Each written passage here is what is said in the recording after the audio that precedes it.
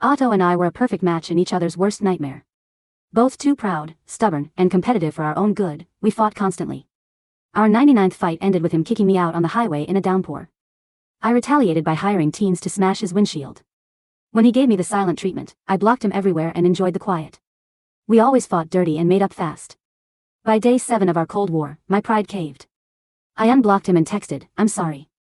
An instant reply came, not from him, but a photo of Otto asleep on his childhood best friend Hailey's shoulder. "Hey Summer, Otto crashed at mine after playing too hard," she wrote. "I'll have him call when he wakes." A bitter burn rose in my throat. This was our 99th fight over Hailey. As I deleted his contact, I checked the box to erase every chat. Our 99th storm would be our last. No 100th chance, no rainy reunion. The love I had chased to exhaustion was finally dead. I wiped my face, stood up, and began packing my life into cardboard boxes. As I looked around the apartment, a heavy ache settled in my chest. Everything here was a monument to us. The shoe rack by the door was something we had built together on a lazy Sunday. The abstract canvas on the wall was covered in our messy, blended brushstrokes. Even the plush slippers on my feet were a custom pair Otto had ordered for me. I still remembered how smug he had looked when he gave them to me. "Summer, I'm doing all this so that if you ever think about leaving, you'll realize no one else will ever treat you this well. You're stuck with me. No other guy on this planet is going to make sure your feet stay warm." But my gaze drifted from the slippers to the smart lock on the front door. I had bought it just last week, and it had been the catalyst for our final explosion. On the day of the installation, Otto had insisted on registering Hailey's fingerprint. "Summer, just let Hailey register her print. It'll make things easier for her when she comes over to hang out." I had frozen, my chest tightening as I stared at him. "Then I want my best friend, Becca, to have a key code too." Otto's face had instantly darkened. "No way. The lock only holds 5 registered prints. 1 for you, 1 for me, 1 for Hailey, and 2 for my parents. That's it. It's perfect." A bitter, humorless laugh escaped me. "Otto, in this family dynamic of yours, where exactly does Hailey fit? Is she your second wife?" That was all it took. Otto slammed the door so hard the walls shook, leaving me behind. I didn't chase after him because my finger had been caught in the frame when he slammed the door, ripping my acrylic nail clean off and leaving my nail bed bleeding and raw. But in Otto's mind, my silence was just another round of our endless game of chicken. On Wednesday, he kicked me out of his car in the middle of a flash flood warning. On Friday, when I sent a brief text asking if he had eaten, he left me on red. An hour later, he posted a picture of a lavish steak dinner with the caption, "Funny how much brighter life gets the moment you finally cut out the dead weight." And today, Sunday, my apology was met with a picture of him sleeping on Hailey's shoulder. I knew exactly what he was doing. He was playing his usual power games, waiting for me to break, waiting for his ultimate victory. But I was done playing. There are no winners or losers in a relationship, only the one who cares more and the one who cares less. I used to be the one who cared more, which was why I had bowed my head 99 times. Now, that love had been ground down to dust. I sighed, reached into a drawer, and began packing my passport and birth certificate. Suddenly, the front door clicked open. Otto walked in, his eyes dropping to the suitcase at my feet. His brow furrowed in immediate irritation. "Where do you think you're going?" I noticed he was holding a small box from the bakery I had bookmarked on TikTok yesterday. But the gesture felt hollow. "Otto," I said, my voice quiet and flat. "We're done. I want a divorce. I'm not playing these games with you anymore." The veins on Otto's forehead bulged. He opened his mouth to snap at me, but a voice chimed in from the hallway behind him. "Oh, look at this. Are we moving out?" Hailey stepped into the entryway, a patronizing smirk on her face. "Otto, your girl really knows how to pull your strings, doesn't she?" Otto's mouth snapped shut. He shot me a cold, calculating look and sneered. "Fine. If you want to leave, delete your fingerprint from the lock first. And don't bother coming back." A wave of profound exhaustion washed over me. I knew what he was waiting for. He wanted to see tears, regret, and desperation. He wanted me to beg. I didn't have the energy to fight him. My injured finger was still tightly bandaged, throbbing with a dull pain, but he didn't even notice. I walked over to the smart lock to delete my data. As the machine emitted a sharp confirmation beep, Otto suddenly grabbed my arm and shoved me hard out the door. "Get the hell out. And don't you dare come crawling back." I lost my balance, falling hard onto the concrete corridor. My knees scraped against the rough ground, the sharp sting bringing hot tears to my eyes. A suffocating sense of injustice threatened to choke me, but I forced myself to stand, biting my lip until it bled, and walked away. Nobody is indispensable, especially a toxic partner who brings another woman into your home. After Becca helped me clean and bandage my scraped knees at her apartment, she sat back and looked at me with deep concern. "What's the plan now, Summer?" I offered her a weak, tired smile. "I think I'm going back to Savannah. Back home." Becca nodded in approval. "Honestly? That's probably the best thing for you." I bit my lip. I just have to go back to Otto's place one last time. For what? I need to get my cat, Joey. When Becca and I returned to the apartment, it was Hailey who answered the door. She feigned surprise, her voice dripping with artificial sweetness. Oh, Summer, you're back. Let me get you some tea. You really should have called ahead, the place is a bit of a mess. I didn't have the patience for her performance. I'm just here for Joey. Hearing my voice, my little orange tabby came sprinting from the living room, meowing loudly as he rubbed his head affectionately against my ankles. A flash of malice crossed Hailey's eyes. She reached down, grabbed Joey roughly by his tail, and yanked him backward. Actually, Otto bought the cat food last week, so technically he's Otto's. We'll have to wait for him to decide. Don't pull his tail like that. I cried, stepping forward. You're hurting him. Hailey let out a sharp scoff. It's just a dumb animal. It doesn't feel anything. She gave me a cruel, taunting smile. See? He doesn't mind. With that, she swung her foot and kicked Joey hard in the ribs. The cat let out a painful screech, and without thinking, I lunged forward to push her away. Stop it. Joey is my cat. Otto never cared about him. You have no right to touch him. But before my hand could even brush Hailey's shoulder, a hand seized me by my hair and threw me violently to the floor. Otto stood protectively in front of Hailey, his eyes flashing with fury as he glared down at me. What the hell do you think you're doing to her? Joey lay on the floor a few feet away, panting heavily. I scrambled over to scoop him into my arms, glare icy with hatred. Are you blind? She just kicked Joey. The cat trembled in my arms, licking my fingers weakly. Otto's expression shifted, a flicker of guilt crossing his face before his stubborn pride took over. Fine, he muttered. Apologize to Hailey, and then I'll apologize to you. We'll call it even. Even now, he was calculating. Always keeping score, always ensuring he didn't lose an inch of ground to me. I stood up, cradling Joey close to my chest. I don't want your apology. We're leaving. Otto's face darkened, and he stepped forward to grab my wrist. Terrified, Joey wriggled out of my arms and jumped to the floor, hissing defensively at Otto and Hailey. Hailey grabbed a heavy outdoor boot from the rack and flung it directly at the cat. Get out of here, you little rat. The heavy boot slammed near Joey, sending him into a panic. He bolted out the open door and down the stairwell, disappearing into the night. I tried to run after him, but Otto grabbed my shoulder, dragging me back. He looked at me, his eyes filled with a bizarre, twisted resentment. Why didn't you chase after me like that when I walked out? Is a stupid cat really more important to you than I am? I didn't have time for his ego. I shook off his grip with all the strength I had left. Get away from me. By the time I made it down to the street, Joey was gone. I searched the neighborhood for 4 agonizing hours. By the time the streetlights flickered on and the air turned freezing, there was still no sign of him. Just as despair began to take hold, my phone buzzed in my hand. It was a text from Otto. New kitty. Below the text was a link to a TikTok video. I clicked it. The video showed Otto and Hailey sitting on our old sofa, laughing brightly as they cuddled a sleek Maine Coon kitten. The caption read, "Meet the new Joey."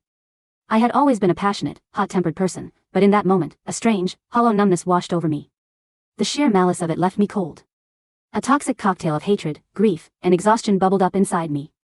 For a split second, I wanted to find a weapon and go back up there to end them both. But instead, I collapsed onto the curb and sobbed until my throat was raw. When Becca finally found me, the sun was beginning to rise. My eyes were so swollen I could barely see.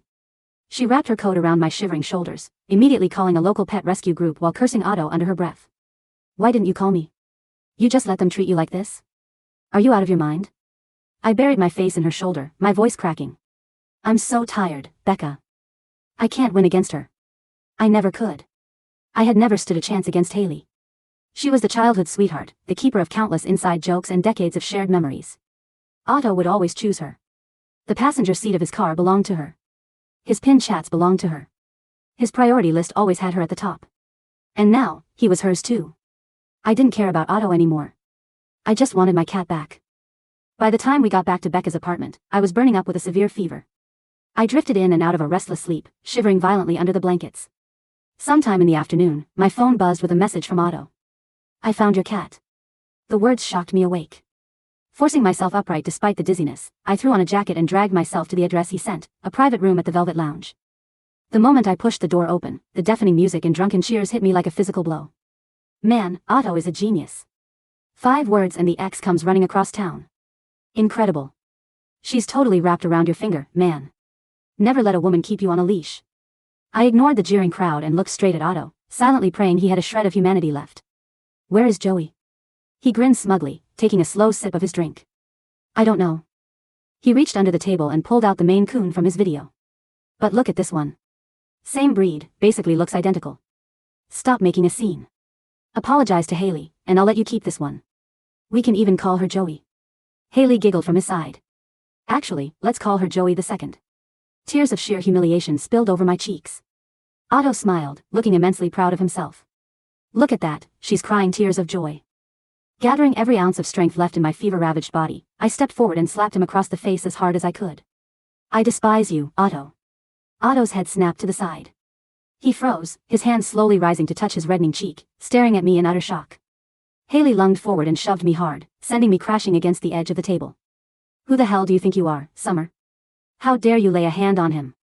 He went out of his way to get you a new cat, and this is how you act. I slowly hauled myself up, my vision swimming, but my voice was deadly calm. I act this way because I hate him. Without another word, I turned and walked out of the room. But as I reached the end of the dimly lit corridor, my knees gave out, and the world went black. When I opened my eyes, I was lying in a hospital bed. A doctor in scrubs was reviewing my chart, looking at me with a stern, disapproving expression. You're in the early stages of pregnancy and running a dangerously high fever. Collapsing like that in public is incredibly risky. What were you thinking? I stared at her, the words failing to register. What? The doctor softened her tone slightly. You're pregnant. About 4 weeks along. Becca, who had rushed over the moment the hospital called, squeezed my hand tightly, her eyes filled with worry. Summer, oh my God, what are we going to do? Otto, how could this happen now? I let out a cold, empty laugh and shook my head. It doesn't change anything. I'm not keeping it. I looked out the window at the gray sky. I am never going back to him. Being with him is slow torture. I refuse to be that stupid again. Becca bit her lip, her eyes flashing with anger. No. An abortion is a serious medical procedure. He needs to know what he's caused. He needs to take responsibility. Becca, don't. But it was too late.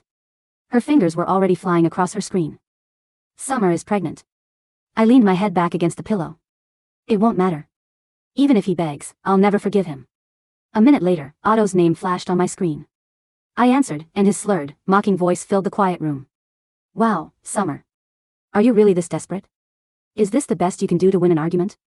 Do you think a fake pregnancy is your ultimate trump card? Do you honestly think that if you make up some lie about a baby, I'll crawl back to you and beg for forgiveness? Let me tell you something, it means absolutely nothing to me. It's just like your stupid cat. I don't care if it lives or dies. Because I don't care about you. Go ahead and get your fake abortion. Make sure to send me the medical bill so I can laugh in your face. I, Otto, will never lose to you. The line went dead. Becca turned her head away, her shoulders shaking as she wept silently. But I didn't shed a single tear. I had run out of tears a long time ago. I looked at the nurse entering the room. Please help me schedule the procedure. On the day of the appointment, as I sat in the cold waiting room, my phone buzzed. It was a text from Otto. Ahem. It's my birthday today. You know where to find me. Velvet Lounge, Suite 40. A cold, mocking smile touched my lips. I typed back a quick reply. I'll make sure your gift arrives on time. Becca looked at me, her expression a mix of pity and concern. I gently patted her hand. Let's return his property to him. The procedure itself felt like an eternity, yet it was over in minutes. The cold metal instrument sent a sharp ache through my abdomen, but the physical pain was nothing compared to the numbness in my chest. When it was over, I stared at the sterile white ceiling, feeling lighter and emptier than I ever had before. I looked at Becca and forced a faint smile. It's finally over, right? 2 hours later, after my fever had subsided and I had regained some strength, I packed my remaining belongings and headed to the train station. Before boarding the express train to Savannah, I took one last look at the city skyline. When we were together, I had loved him more, so I was always the one to back down, regardless of who was right. But now, the love was gone. I didn't care about who was right or wrong. I didn't care about winning or losing. None of it mattered anymore. Over at the Velvet Lounge, inside the loud, chaotic atmosphere of VIP Suite 40, Otto stared at his phone, typing out a message. Are you almost here? But when he hit send, a bright red exclamation mark appeared next to the bubble. Hailey noticed his sour expression and patted his arm reassuringly. Don't sweat it, Otto. Didn't she say she was sending a gift? She's just trying to make you anxious. Think about it, she was desperate enough to lie about being pregnant just to get you to apologize. There's nothing she won't do to get your attention. Otto's tense shoulders relaxed.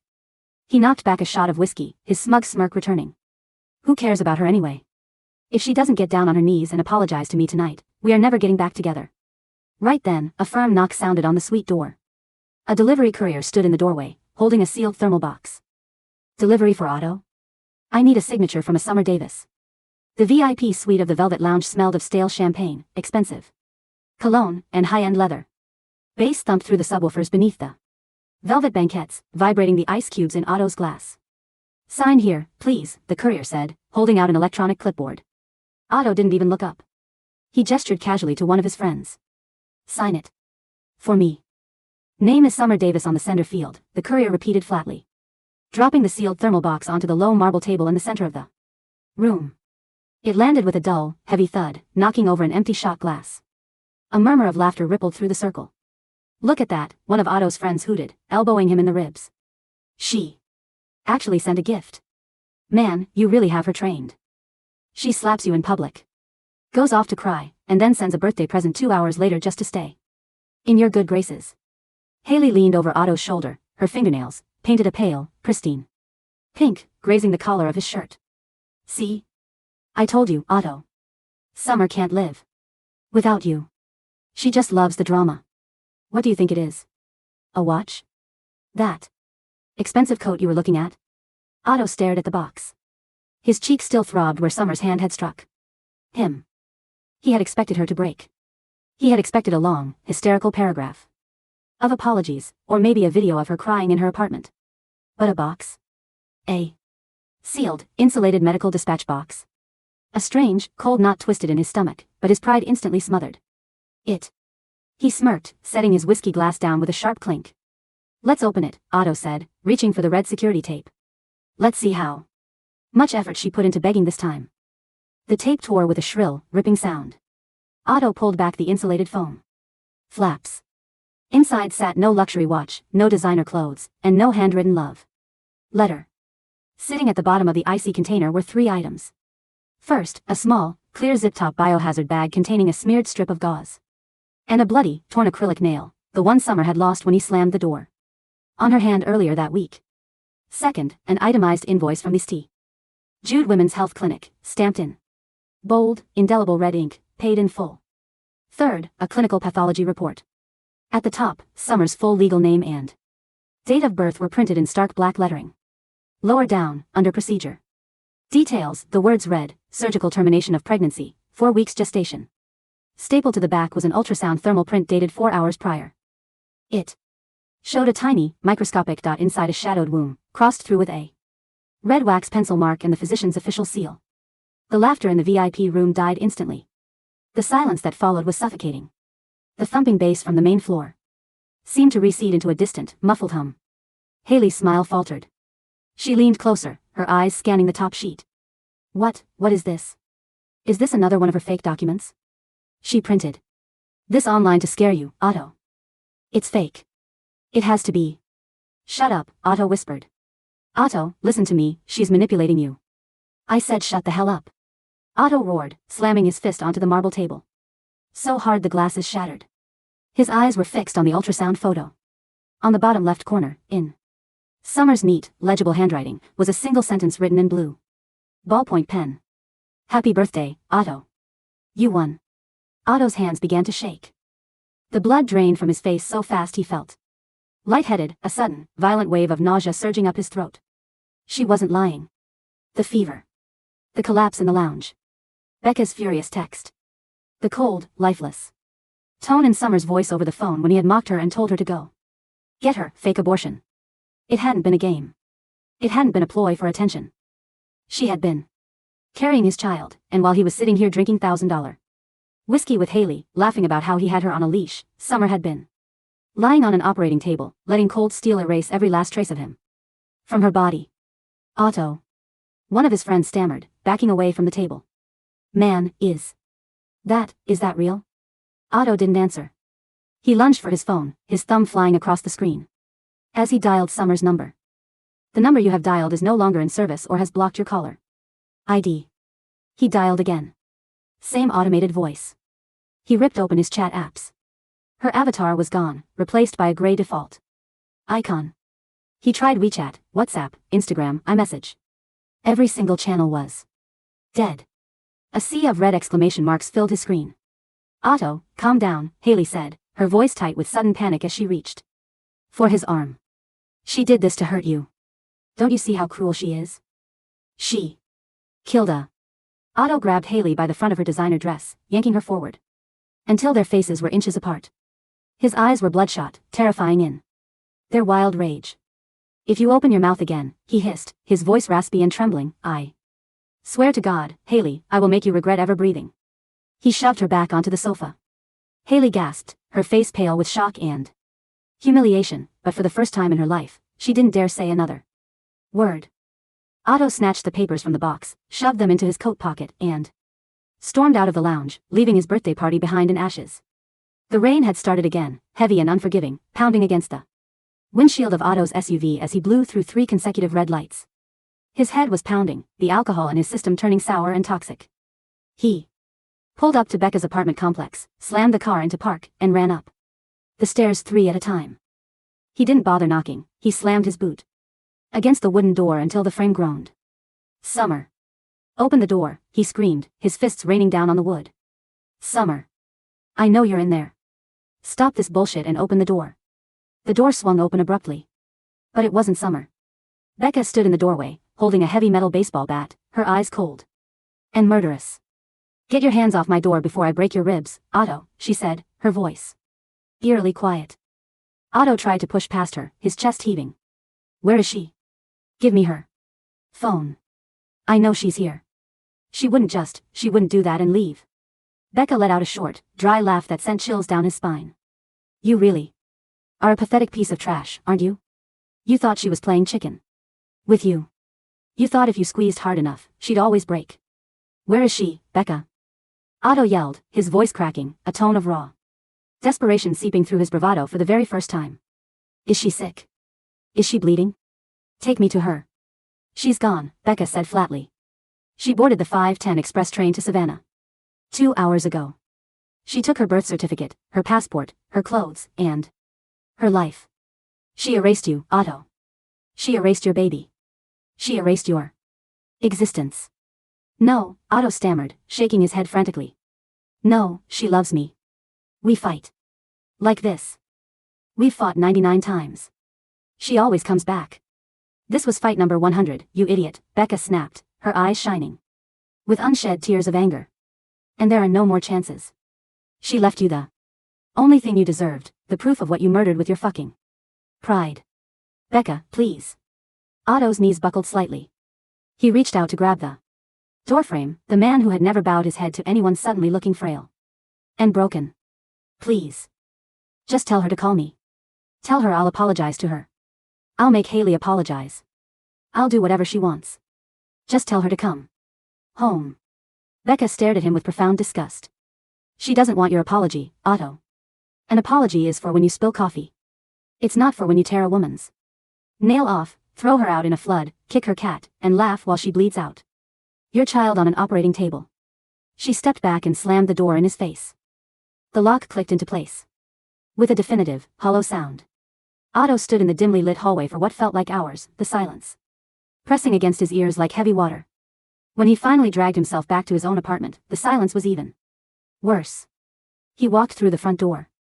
The smart lock emitted a high-pitched error tone when he tried to look at the access logs. Summer's fingerprint had been completely deleted.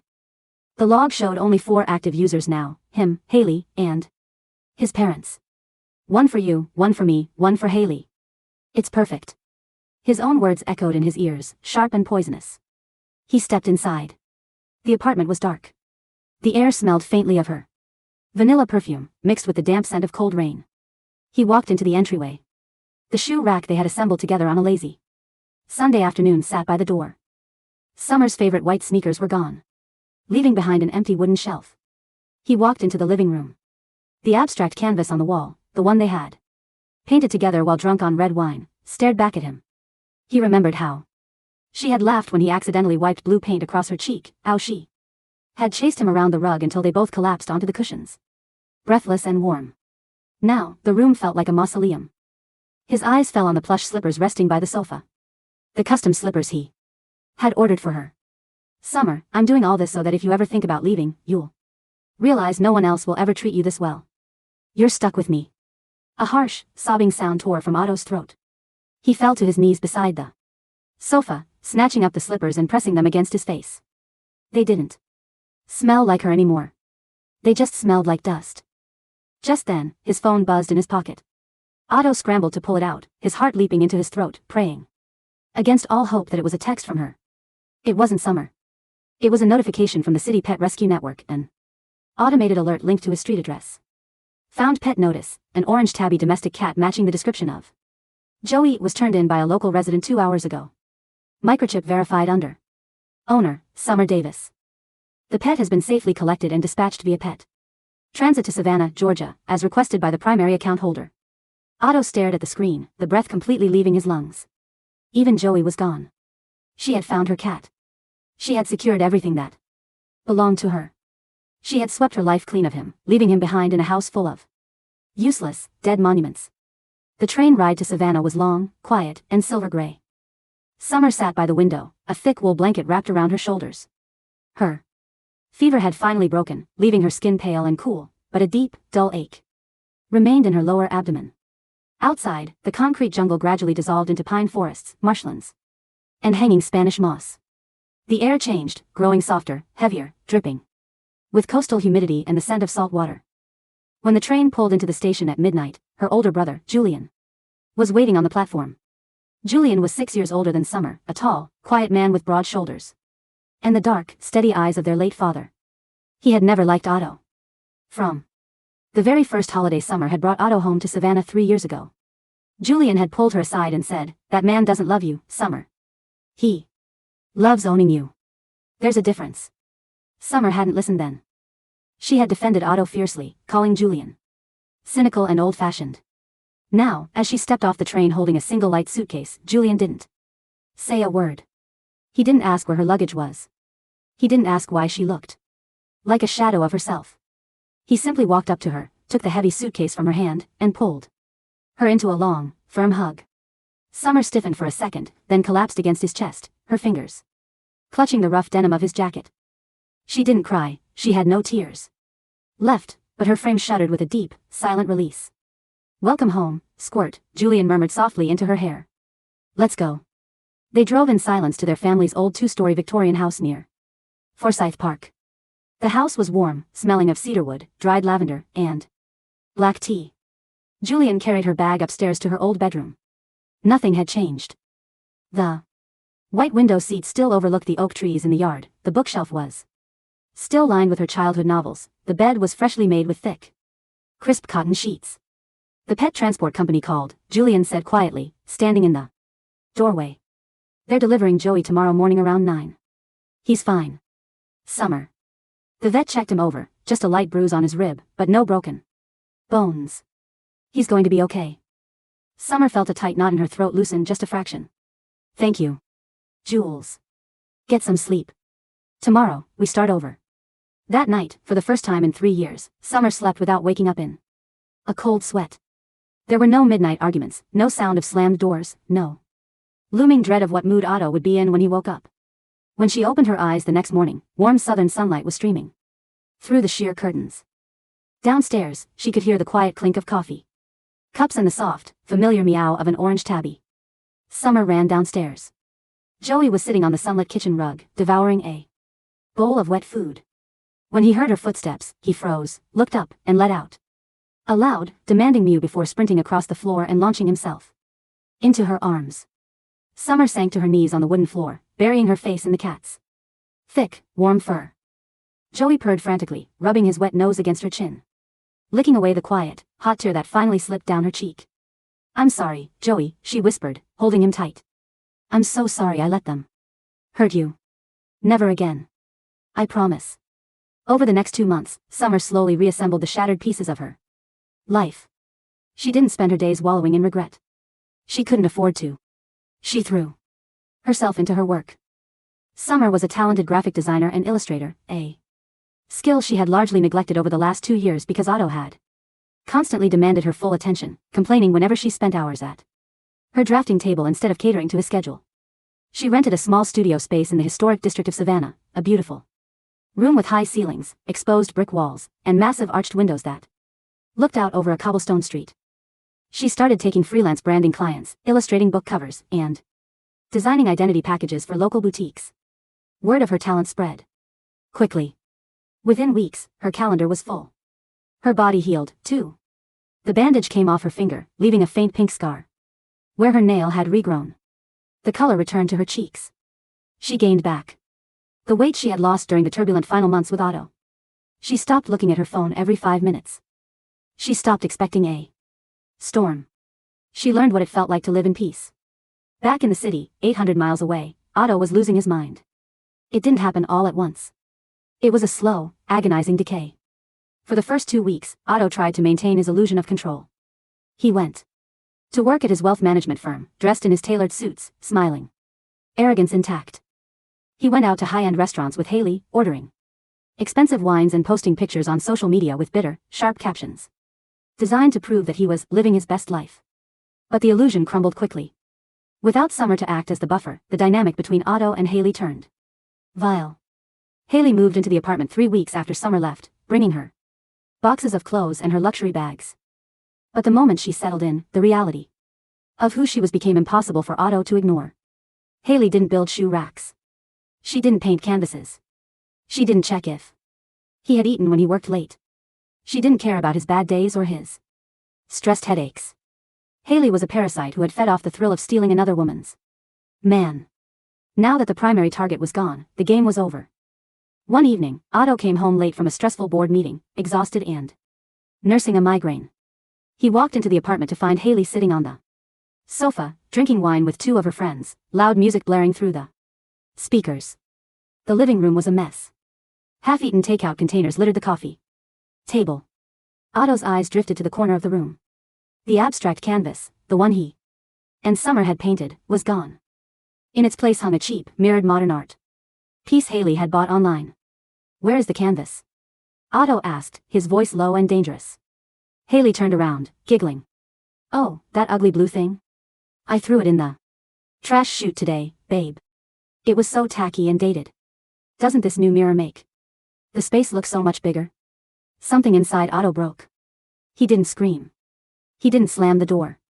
He walked over to the mirror, grabbed it by its metallic frame, ripped it off the wall, and smashed it against the floor with terrifying force.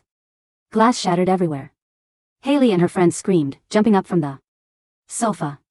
"Get out," Otto said softly, staring at the glittering shards on the floor. "Otto, what is wrong with you?" Hailey shrieked. "It was just a stupid canvas. I said get the fuck out of my house."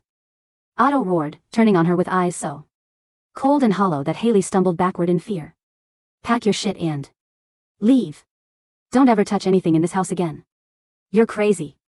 Hailey cried, her sweet persona entirely gone, her voice sharp and shrill.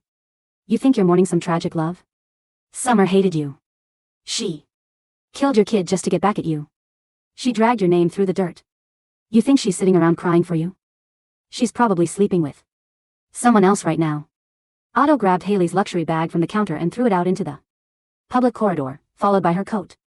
"If you're not out in 5 minutes, I will have security drag you out by your hair," he said coldly. Within an hour, Hailey was gone.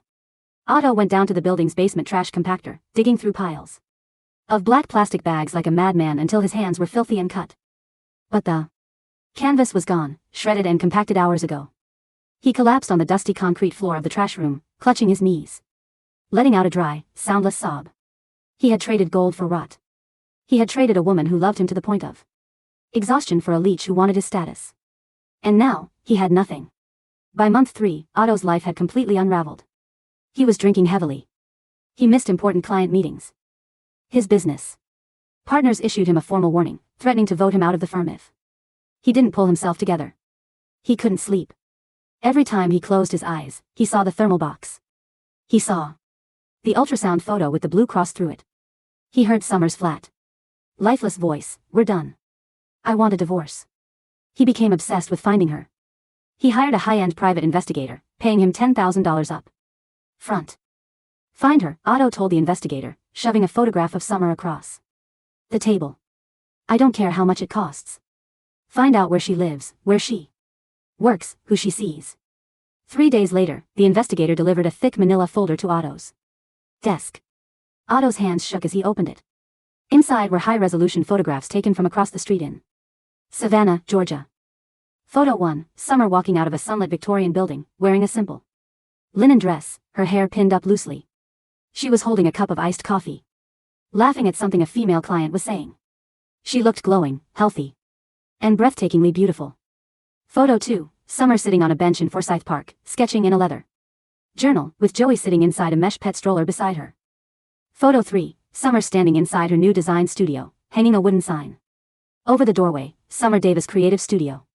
Otto stared at the photos for hours. There were no pictures of her crying. No pictures of her looking miserable or broken. She hadn't collapsed without him. She hadn't realized that no other guy on this planet would keep her feet warm. She had flourished. She was blooming in the sun while he was rotting in the dark. He looked at the address of her studio printed on the back of the report. 142 Bull Street, Savannah, Georgia. Otto packed a bag, canceled all his appointments for the week, and bought a one-way plane ticket to Georgia. Savannah in the late afternoon was warm and golden. The scent of jasmine hanging in the air felt thick enough to taste. Otto stood across the street from 142 Bull Street, wearing an expensive dark suit that felt entirely too heavy for the southern heat. He looked pale, gaunt, with dark purple shadows bruised under his eyes. He hadn't slept in 36 hours. Through the large glass window of the studio, he could see her. Summer was sitting at a large oak drafting table, working on a watercolor illustration.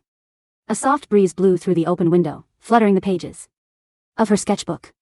She was wearing a delicate gold necklace, a simple piece he had never seen before, and her face was calm, concentrated, completely serene.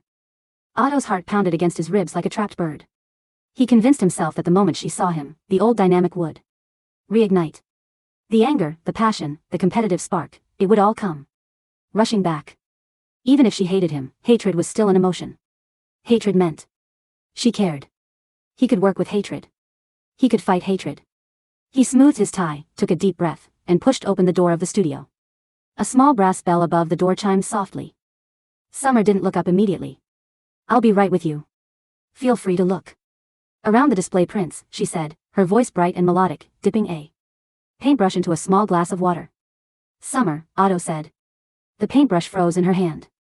Slowly, Summer set the brush down on the ceramic palette. She wiped her hands on a towel and stood up, turning around to face the entrance. Otto took a step forward, his voice tight, filled with an unbearable, aching emotion. "Summer, it's me." He watched her face closely, waiting for the explosion. He waited for the shock.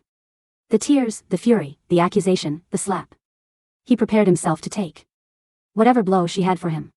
He was ready to drop to his knees right there on the wooden floor and beg if that's what it took. But none of those things happened. Summer didn't gasp. Her eyes didn't widen. Her posture didn't stiffen. She simply looked at him. Her gaze was perfectly clear, neutral, and cool, as if a stranger had just walked into her shop asking for directions. "Hello, Otto," she said evenly. "Are you looking for commercial design services? If not, I'm afraid I'm quite busy today." Otto felt as if he had stepped off a cliff into thin air. The absolute lack of hostility in her voice terrified him far more than any rage could have. "Summer, stop it," Otto stammered, taking 2 steps closer. "Don't talk to me like that. I flew 800 miles to see you." "You shouldn't have," Summer replied calmly, folding her arms. "It's a long way to travel for no reason." "For no reason?" Otto's voice cracked, his polished composure shattering completely. "Summer, I've been living in hell for 3 months. I threw Hailey out. I kicked her out of the house, she's gone forever. I deleted her print, I burned everything she touched. I bought back the exact same brand of plush slippers, I went looking for Joey." "Joey is upstairs," Summer interrupted, her tone flat. "He's fine. He doesn't need to be kicked again." "I didn't kick him. It was Hailey." Otto cried out desperately, extending his hands toward her, his fingers twitching. "Summer, please. Look at me. I know what I did. I know about the baby. I read the papers." A brief, microscopic flicker of memory passed over Summer's eyes, but it vanished as quickly as it came, leaving behind a smooth, impenetrable surface. "That's in the past, Otto," she said softly. "It's over." "It's not over," Otto shouted, tears finally spilling over his eyelashes, cutting tracks down his tired face.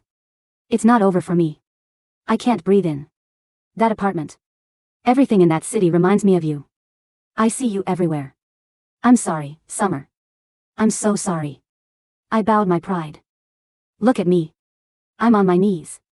With a heavy, sickening sound, Otto sank to his knees on the wooden floor of her shop. The wealthy, proud, arrogant man who had never apologized to anyone in his life was kneeling at her feet, his shoulders shaking as he sobbed into his hands.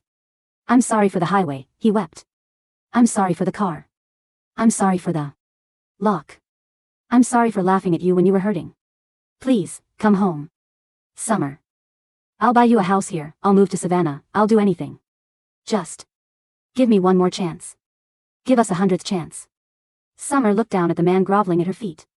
She remembered the freezing rain on the highway. She remembered her torn, bleeding nail.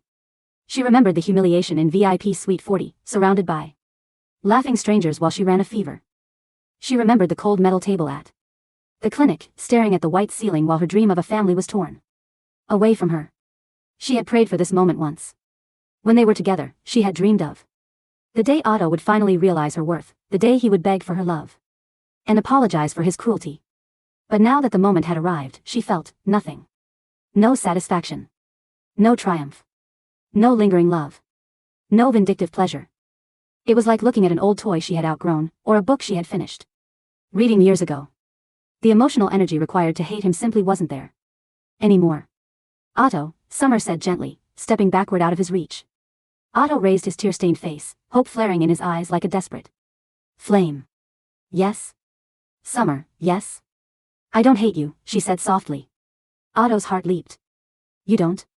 No, Summer continued, her voice clear and sweet as a bell. Hate takes effort. Hate means I still care about what you do, what you think, or how you suffer. I don't hate you, Otto. I just don't care about you at all. The words hit him with the weight of a physical blow. The hope in his eyes shattered into a million useless pieces. There are no winners or losers in a relationship, Summer quoted quietly, repeating the exact words she had realized on the day she packed her boxes. Only the one who cares more and the one who cares less. I used to be the one who cared more, Otto. That was my mistake. But now, I don't care at all. She walked over to her desk, picked up her phone, and tapped the screen twice. My brother, Julian, will be here in about 3 minutes, she said pleasantly. He still has that baseball bat in his truck. I suggest you get up and leave before he arrives. It would be very embarrassing for you. Otto stared at her, his mouth opening and closing, but no words came out. He looked for a single crack in her composure, a single hint of pain, hesitation, or nostalgia. There was none. She looked at him the exact same way she would look at a street vendor passing by her window. He was a ghost to her. Otto slowly dragged himself up from the floor. His legs felt like lead, his heart felt like an empty, hollow cavern where something vital had been surgically excised. He backed out of the doorway, his hands trembling violently. Summer. He whispered one last time, his voice choked with dust and tears. Summer didn't answer. She turned her back to him, sat back down at her drafting table, picked up her watercolor brush, and dipped it into the clear glass of water, watching the pigments swirl and dissolve into the light. The brass bell above the door chimed softly as Otto stepped out onto the sidewalk. A sudden afternoon rainstorm had broken over Savannah. Large, heavy drops rained down from the gray clouds, soaking through his expensive suit jacket within seconds. Otto stood on the cobblestone street, drenched to the bone, looking back through the large glass window. Inside, the studio was bright, warm, and dry. He saw Summer working peacefully under the warm light of her lamp. A few moments later, Julian pulled up in his truck, running into the shop holding 2 coffee cups. Summer looked up, smiled warmly at her brother, and took a cup, leaning back in her chair with a contented laugh. In the window seat above the studio, a plump orange tabby cat stretched lazily in the sunlight that was breaking through the edge of the storm clouds, purring behind the glass. Otto turned away. He walked down Bull Street alone in the pouring rain, his feet heavy, his hands numb. He remembered the day he had kicked her out of his car during the flash flood. He remembered how he had driven off, smug in the knowledge that she would eventually bow her head and call him. He had thought he was the master of the storm. Now, he realized the truth. The storm had never belonged to him. Summer had endured 99 rainstorms for his sake, holding up the umbrella for a man who did nothing but throw her into the mud. And now that she had walked into the sun, he was the one who would spend the rest of his life freezing in the downpour, holding an empty lock to a house that was no longer a home. 1 year later, Savannah spring was in full bloom.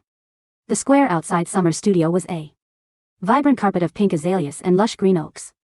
The Summer Davis creative studio had expanded. She had hired 2 young design apprentices and was now handling brand design for major heritage brands across the Southeast. Her work had been featured in several national design magazines. Her life was rich, busy, and deeply fulfilling. Her days were filled with the warmth of family, the loyalty of true friends like Becca, who visited from the city every few months, and the simple, quiet joy of an artful life. On a warm Tuesday afternoon, Summer sat at her outdoor patio table behind the studio, sipping iced peach tea while Joey sprawled across the wooden table, sunbathing in the dappled light. Becca was sitting across from her, scrolling through her tablet while eating a pastry. "Oh, by the way," Becca said casually, setting her fork down. "I heard some news from back home." Summer didn't look up from her iPad, where she was sketching a botanical pattern. What news?" "About Otto's firm," Becca said. "Apparently, he had a complete breakdown last winter. Missed a massive client portfolio deadline, lost the firm millions, and the board ousted him completely. He had to sell the apartment to pay off his debts." Summer's pencil paused for half a second. "Is that so?" she asked mildly. "Yeah," Becca continued. "Someone saw him living in a small rented place out in the suburbs. He looks like he's aged 20 years. Hailey tried to sue him for defamation or something, but it fell apart. They both end up looking utterly pathetic." Becca leaned forward, studying Summer's face carefully. "Does it make you feel anything?" Summer set her stylus down and picked up her tea glass. She looked up at the bright blue sky above the oak trees, feeling the warm southern breeze sweep gently over her face, rustling the leaves and lifting her hair. She thought about the girl she used to be, the girl who fought 99 times. Who sacrificed her nails, her tears, her health, and her pride just to keep a toxic flame alive. That girl felt like a distant acquaintance from a story she had read long ago. She looked at Joey, who let out a contented, rhythmic purr under the touch of her hand. "No," Summer said, a genuine, radiant smile spreading across her lips. "It doesn't make me feel anything at all." She picked up her stylus and went back to her drawing. The 100th storm had cleared a long time ago. And in its place, the sun was shining, warm and permanent, casting no shadows at all.